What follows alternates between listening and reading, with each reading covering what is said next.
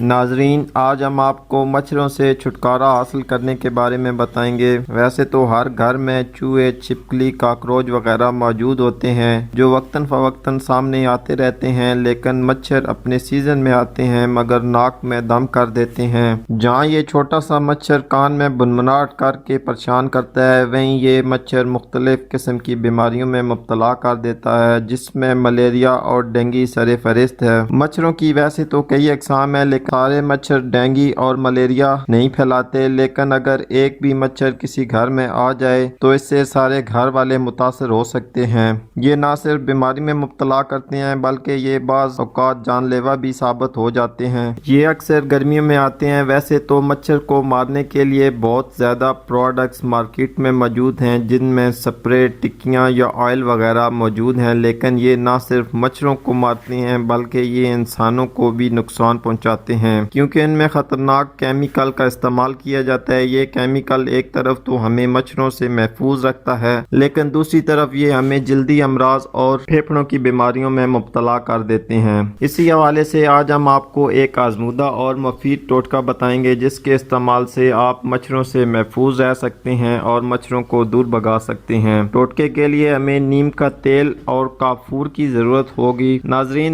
نیم کا تیل سستا اور بہت ہی فائدہ مند ہے۔ اس کو جسم پر لگانے سے مچھر دور رہتے ہیں۔ یہ تیل ہمارے جلد کے لیے بھی بہت فائدہ مند ہے۔ یہ خارش، داغ، چنبل اور کیل ماسوں کے لیے بہت ہی مفید ہے۔ چلتے ہیں نسخے کی طرف۔ سب سے پہلے ایک پاؤ نیم کے تیل میں 2 کافور کی ٹکیاں ڈال کر اچھی طرح ہلا کر مکس کر کسی بوتل میں محفوظ کر لیں۔ اب شام کو مغرب کے وقت کمرے میں مٹی کے چراغ میں نیم کا تیار شدہ آئل ڈالیں اور اسے جلا دیں۔ اس سے اٹھنے والے دھوئیں سے مچھر ختم ہو جائیں گے۔ یہ دھواں ہمارے لیے بھی بہت ہی مفید ہے۔ اس سے دمہ اور استھما کے مریضوں کو فائدہ پہنچے گا۔ اس کے علاوہ جن کو نیند نہیں آتی یا ڈپریشن کا شکار رہتے ہیں، سر میں درد رہتا ہے، سر بھاری رہتا ہے، ان کے لیے بھی بہت فائدہ مند ہے۔ اس سے اچھی نیند آئے گی۔ امید کرتا ہوں آج کی ویڈیو آپ کے لیے فائدہ مند ثابت ہوگی۔ اسی کے ساتھ اجازت چاہتا ہوں۔ اللہ حافظ۔